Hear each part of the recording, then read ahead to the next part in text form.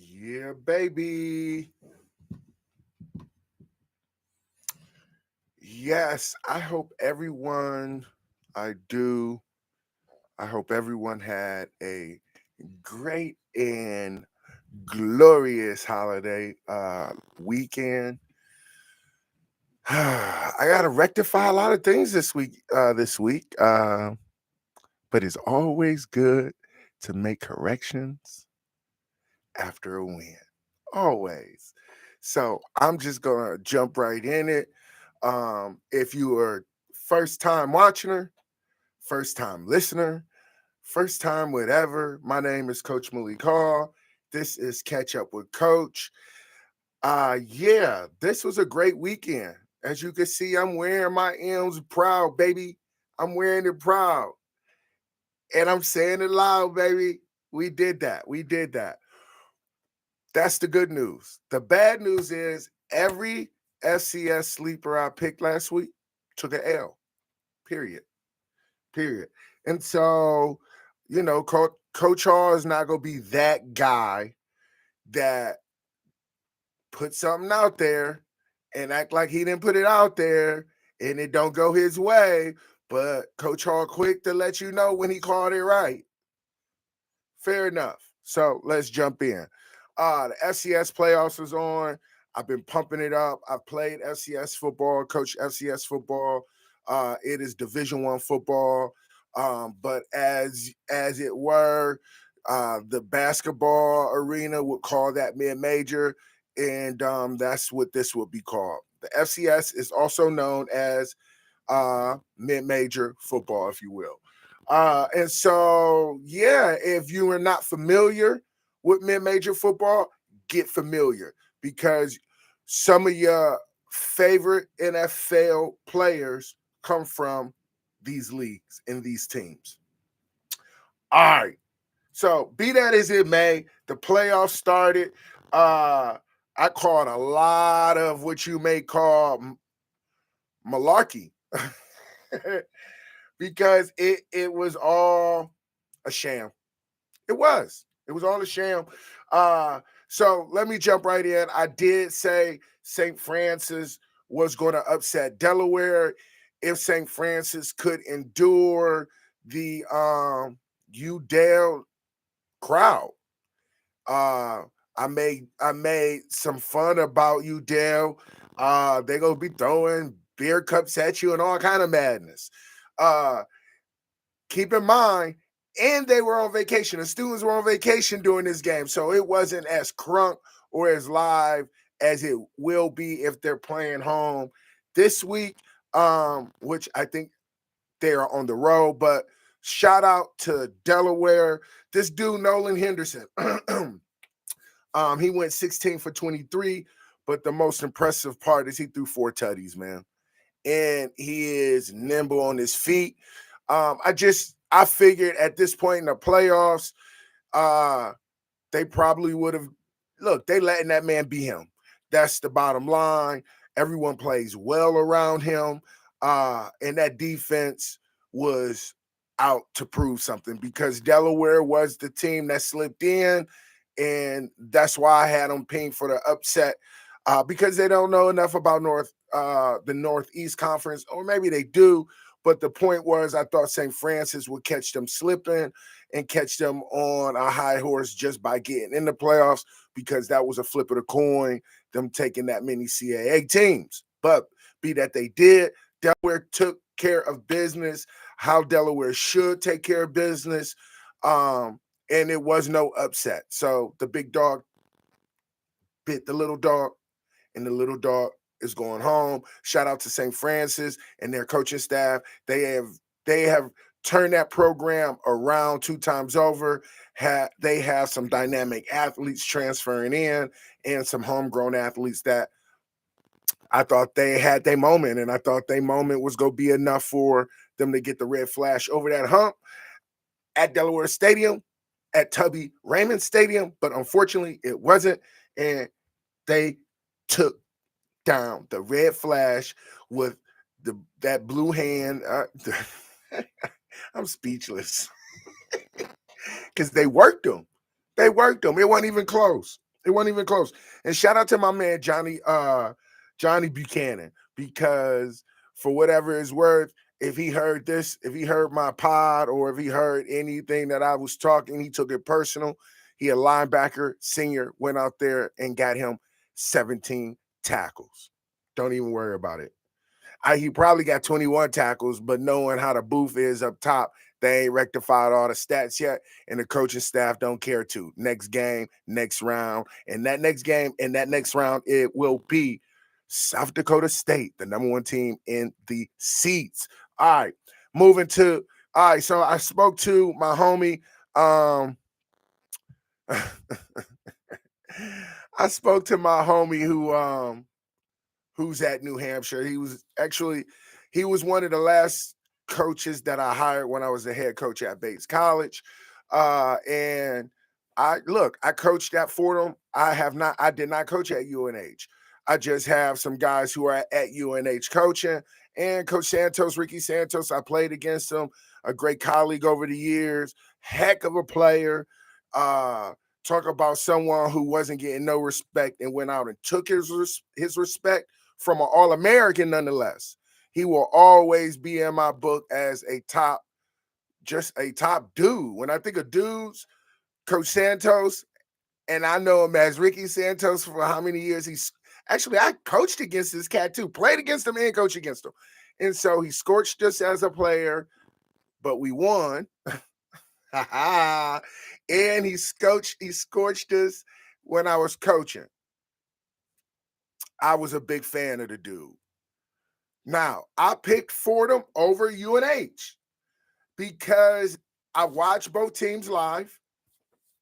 You know, I underestimated, bottom line, the juice to get in that playoffs and that home juice.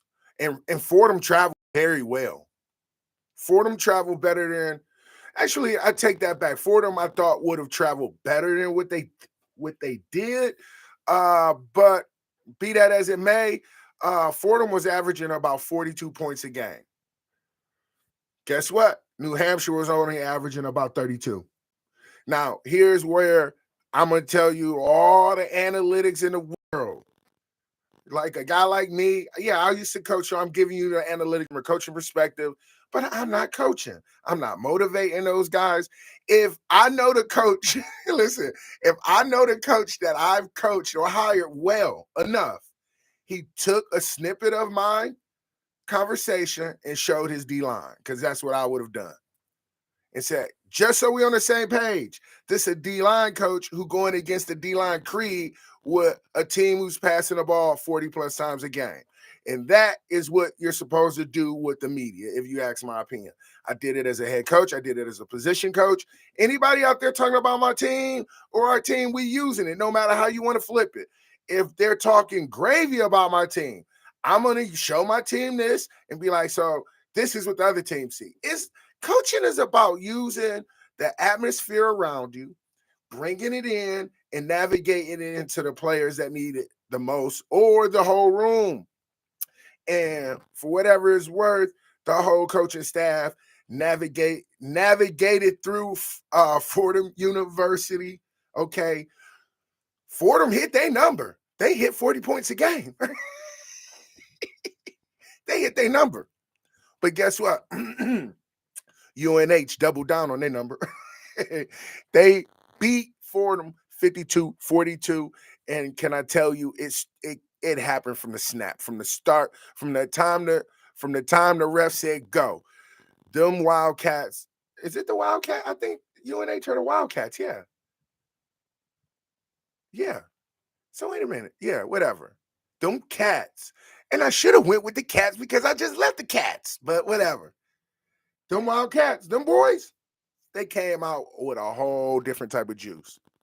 Whole different type of juice. So much so, from the time that New Hampshire got the ball, they went down there. I think it was like a 15-play drive and just undressed the Fordham defense, unfortunately. And it took the Fordham offense probably three or four drives to get cranked. That's the unfortunate part and the truth. And so I want it to be known. I want it to be heard that I'm just going to be quiet about this UNH team because this UNH team is very, very sneaky. Very, very sneaky. Why are they sneaky, coach? Well, this is a first-year head coach who I'm a big fan of, but they have been winning like their head coach played. Grit. He will outgrit you and outsmart you and eventually outplay you. And that's what I see in this team. I've seen it all year. Obviously, they didn't lose a game until they went down south. Which will lead me to the next game that they are going to play. And look, if I'm not a betting man because I'm a coaching man, all the betting I've done has been on the football field, and I do not mean with the money exchange. Like, my gamble is based on the numbers, whether they go run the ball, pass the ball, are they go run levels, are they go run crossers, are they go run outs, are they go run power, are they go run counter, are they go run split zone, are they go run read option, which is known as RPO today. Okay, I'm gonna speak the lingo. Okay, excuse me. And so all that being said, I'm just telling you, House Money say go against New Hampshire. That's what House Money says. I'm not doing that, though. I'm not doing it. I'm just telling you, this New Hampshire team is, they might be the grittiest team in the playoff that I'm looking at, that I'm familiar with, that's playing in the bracket that I'm familiar with. Okay, I'm not as familiar with the West Coast and the Southwest teams, so I'm gonna really speak about the teams I'm familiar with. I'm familiar with two to a few of those teams, which might be the same. But anyway, I'm just telling you, New Hampshire's going to Holy Cross. Holy Cross is that number 8 team in the country. Holy Cross was putting up, if Fordham was putting up 45, Holy Cross was putting up a solid 50. Holy Cross got everything that they need to pop UNH. Holy Cross got a beautiful stadium, one of the best stadiums on the East Coast, legendary institution. When I say legendary institution, you're talking about an institution who are in the likes of legendary college Hall of Fame players like Jim Brown, right? Yeah, if you've seen any of those Syracuse football movies, Holy Cross is all throughout that movie. Holy Cross has just the same amount of grit that UNH has, but I don't think they have that talent factor that UNH has. Why? Okay, first off,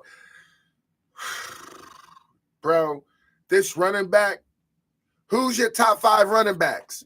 Daylon, and Daylon. It just all makes sense.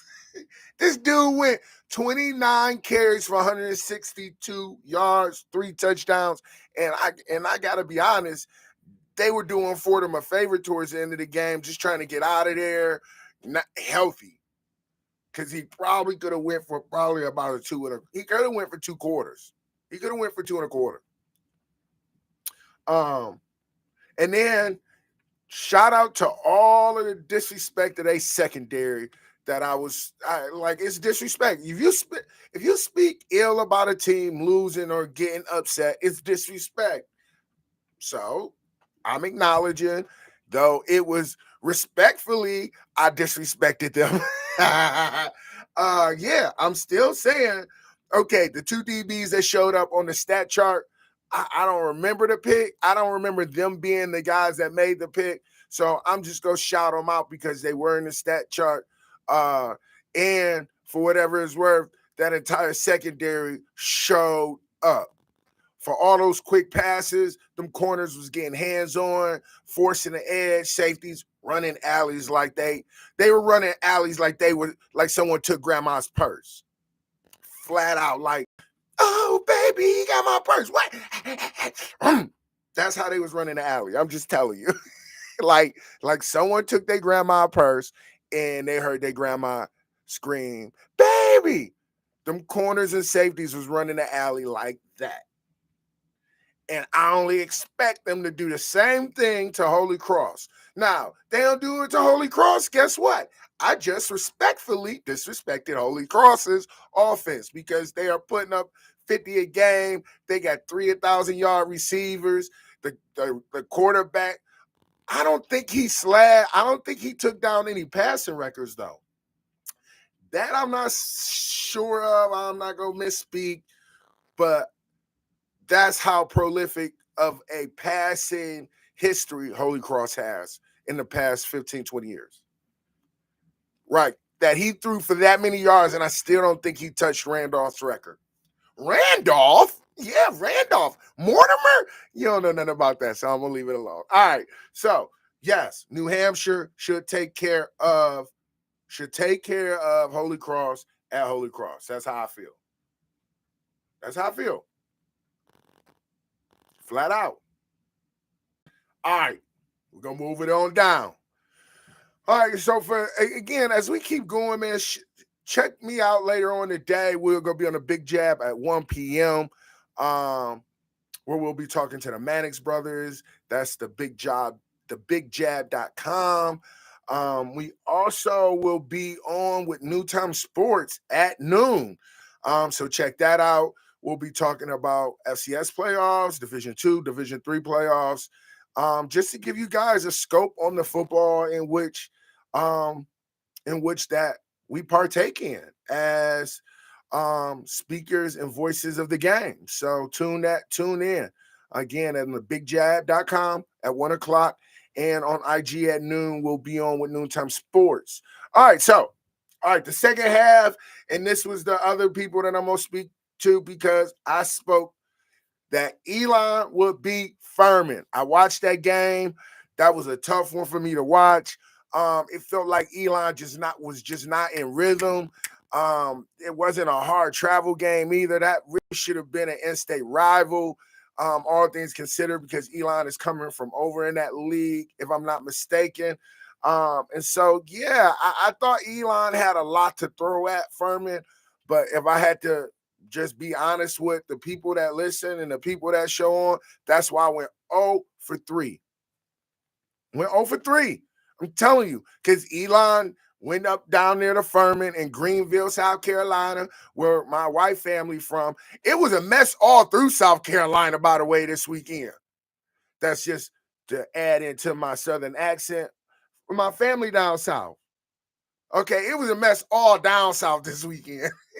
However, Elon was the upset. They were not the favorite. Furman was the favorite. Furman got it done 31-6. That was just something I did not see coming. I think Elon has, that first off, that quarterback Elon got something. He got something to him. Now, I don't know what was he couldn't get it going. And then the defense, unfortunately, this tailback Furman had, he was running with a purpose. I can tell you two things that did not happen, which may have happened with the UNH game, because I know some coaches on the UNH staff, I know some coaches on the Fordham staff, but again, I feel more connected to UNH than I do Fordham, and I coached at Fordham, and I still picked Fordham based on the statistical value that was there. I am telling you, I picked Elon for that same point based on the statistical value, the league that they play in, and Furman really re-entering the playoffs with a whole new deal. I just felt like Elon was primed and ready. And unfortunately, they did not get it done at all. They just didn't get it done. So that's why Coach Hall went 0-3. And when I tell you, I'm not going to sit here and be like, oh, yeah, I get them all right. Look, I got them all wrong. Okay. Now, Furman goes to UIW. Now, I'm going to say this for everybody. I was not, oh, wait a minute. I was not a believer. I was not a believer in Fordham. Furman. After watching Furman, though, I feel a lot different about that. But all I can tell you is this is going to be an interesting second round. And so if you are not privy of the FCS playoffs, I'm telling you, tune in now. Granted, I had to watch a lot of these games. Look, I got a few devices. I'm running a lot of different things, right? And so I'm watching these games, but I'm watching these games with the idea that Michigan is going to take care of business. Yeah, I said it. And I felt I did not. Okay. All right. We're going to transition. Shoot. All right, Michigan. We got to talk about Michigan. Yes, we do. Why do we have to talk about Michigan? Because I'm from Michigan. And as long as I'm breathing, we go rep where I'm from. That's generally what people do. I'm just telling you, that's why I talk about New England when I got it, because I live in New England. So at some point, I got to talk about New England. Those are the games that I get. All right. All right. So as we get into this top 25 FBS, I got a feeling the college football playoff is going to mess all of this up. Let's start there. And if you watch closely, they already squibbing it up. Yes, squib. What does squib mean? Shoulda, coulda, woulda, if, and buts. That's what it means.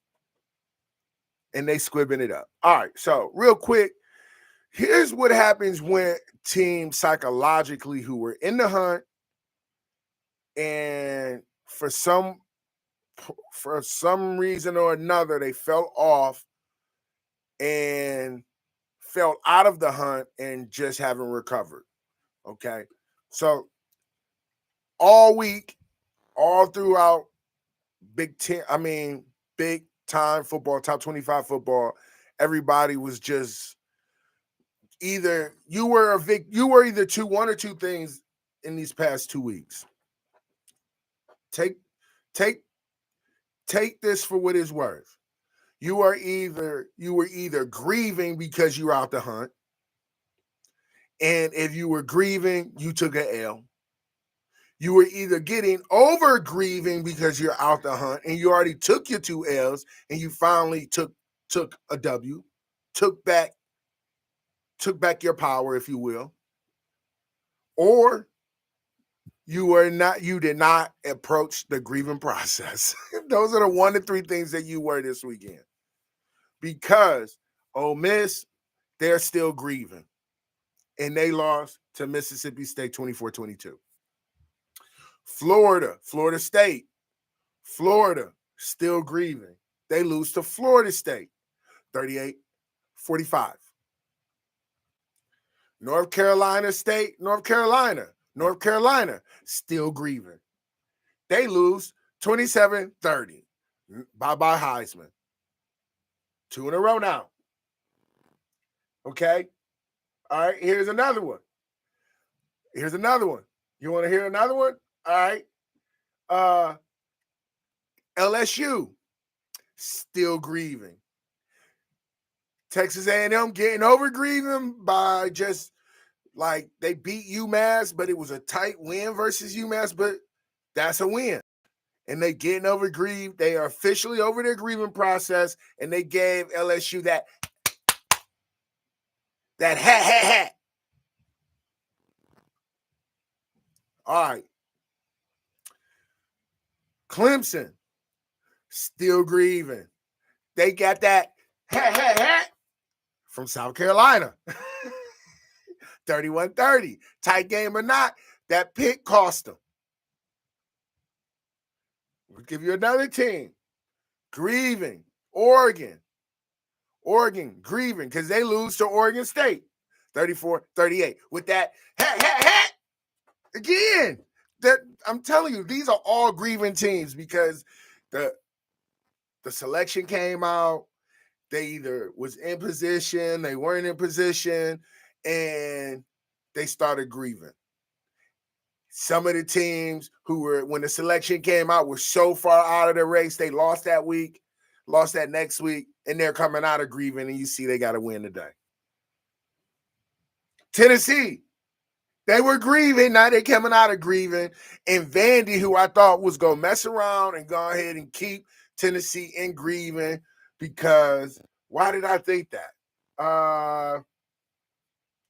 I thought that because of Tennessee's quarterback, but they got shut out. The quarterback, yeah. I mean, I think it's Mike Wright that I was thinking about, or AJ Swan. Either way, I thought that would be it. I can't remember exactly who it was, but yeah, Tennessee, they're no longer grieving. They beat Vanderbilt in Tennessee fashion, 56-0 with that. Okay? All right. I think those are your grievings. Those are the people who are grieving this week. In my assessment, the people who were grieving lost and they shouldn't have lost, and the people who were not grieving won because they should have won. So now let's get to it. Michigan.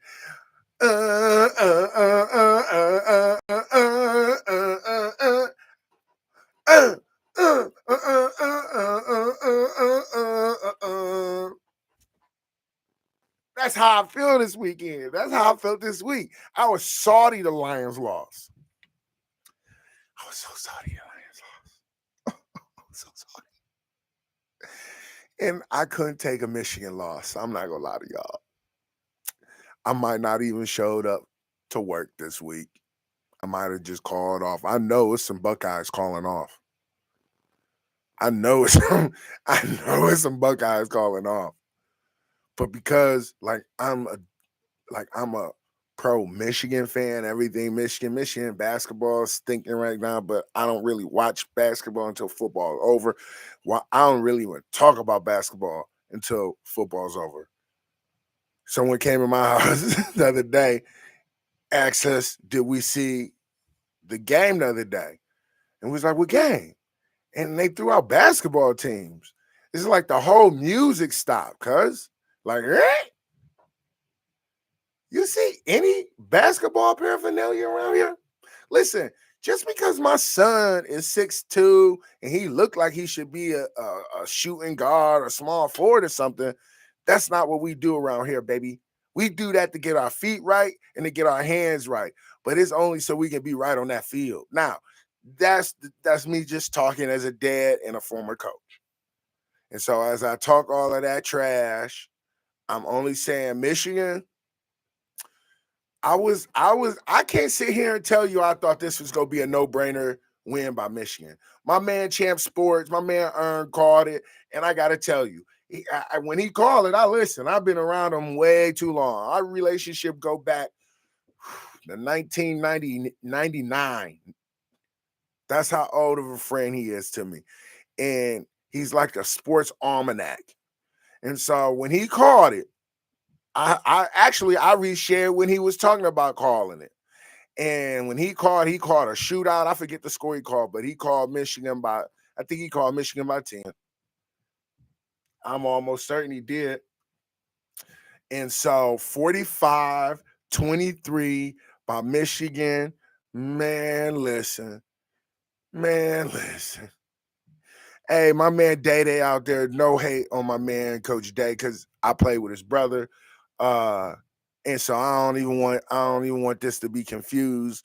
But hey, Day, man, your brother is, and in fact, Coach Day actually coached at UMass, low key, for a hot minute. He coached at UMass for a hot minute. So like I wouldn't say I know him, but I mean he was on the team that I played on. He just graduated from UNH. Speaking of which, UNH history of quarterbacks is stupid, by the way. Just stupid. And their coaching tree is just stupid. Players who become coaches and head coaches, that tree is just stupid. So if you don't know, Coach Day is a UNH grad. But anyway, so yeah, I ain't got no hate, no shade against Coach Day, but he on the opposite team, and so the quarterback who was on my team graduated a year after me at UMass. That's his brother. Day Day, I got nothing but love for you and your family, bro. And I know y'all. And as a brother, I don't know that I could watch or be on social media if my brother was the head coach at this big time program that was getting all kind of memes and like that's the thing, man. Like, like yeah, man. I'm glad Michigan won, but yeah, I don't know Coach Harbaugh. So when I see a meme of Coach Harbaugh, it don't really hit. It's just another meme. When I see a meme of Coach Day, like I kind of know Coach Day, or at least I know some of his people. Again, he coached on the staff that he coached on. He GA'd for a spring ball semester on the staff that on the UMass staff my spring senior year. That was a lot.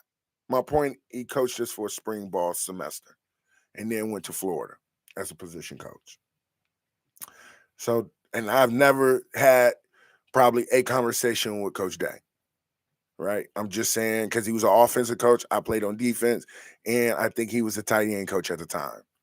So I don't have nothing to say ill about him, although his brother was our quarterback, the backup quarterback my senior year, and became to be an all conference quarterback. Actually, started a few games for us my junior year and senior year. Because shout out to Jeff Cron, um, who transferred into UMass from Arizona State, all conference quarterback from there. All right. I did a whole lot of nothing, only to tell you this. Michigan did it. Ohio State didn't. Uh when I'm just gonna be straight up with you. When I knew Corm wasn't really gonna play, I think they gave him the ball for the sake to see what he was gonna be able to do. Like, hey man, look, let's get him out there, give him a carry, see how he handles the carry, and let him tell us what he can do or not. And so what we found out is he couldn't do it. And Edwards had a hand a week ago, so I wasn't sure what was gonna happen. Man, listen, these boys, the Michigan boys, went down to Columbus and showed they butts. Period. Like if I had to tell you just from an analytical standpoint, and I didn't put it out there because I'm not gonna put it out there. Ohio State had a better quarterback. Stroud is a better quarterback. He'll get drafted at a higher round too. But we ain't talking about the NFL. Like, so ultimately, I thought Michigan had a better ground game, a better pound game. They was just gonna knuckle up with you. But I felt that Ohio State had enough speed on the outside where if we got in a shootout, this wasn't gonna fare well. Here's what I can tell you about this Michigan team that I have not seen all year up until the Illinois game. And because the Illinois game came with a whole lot of injury, I wasn't sure if that was the Michigan team or was that the Michigan support that came to aid and got through that game. This is the first time I think Michigan was truly pushed going into half down, and not even going into half down, like going into half down with not a whole lot of mistakes made. Just they couldn't move it, and when they moved it, they had to get the field goal in the opening drive. They did get 2 touchdowns on the back end, and let me speak to that. Holy moly, the throws by this dude McCarthy and the runs by this dude Edwards were just elite, because that was the only way that we were going to have to make elite plays. Period. You heard it. We had to make elite plays. They made the elite plays that they needed to make, and when they made them, it was in the biggest time of the game that they needed to make them. And as I was watching this game, I was reminded There has never been a time that Michigan has beat Ohio State where we didn't have premier players making premier type plays. We never had it. Never had it. Tyrone Woodley, Biaka Matuka, Charles Woodson, the obvious one. The obvious ones are the obvious ones. You know what I mean? I don't want to keep going, but we have premier players who made premier plays in the moment of the game where it's about to crescendo, where it's going to peak, an apex of it, where something has to give. It's just going back and forth, back and forth, back and forth, back and forth, back and forth. And then here it is, bam! That big run by Edwards opened the game up. And when I tell you, get your nails and hammers, boys. Get your nail hammers, boys. Hey, I need some more nails. Bow, bow, bow. Bow, bow, bow. Bow, bow, bow. Michigan, victorious. Play the theme song, DJ. And that's how that went down. And yeah, I was nervous. I was a nervous wreck, man. Because again, I can't tell you I couldn't have taken 2 L's on the weekend. 2? Really would have been a 3rd L because I lost all my picks on the FCS playoffs. I lost all my Lions. Oh, I lost that on Thanksgiving. We'll get to the NFL segment later this afternoon. All right. That's it, guys. This is Coach Malik Hall. I just had to talk you through the playoffs. Playoffs? You gonna talk to me about the playoffs? Yeah, that's what we talked about. And this is Catch Up with Coach, and you are officially caught up. Tune in at 1 o'clock on thebigjab.com or on my handles at 1 o'clock.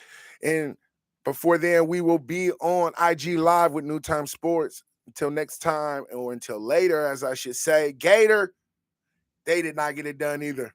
Peace.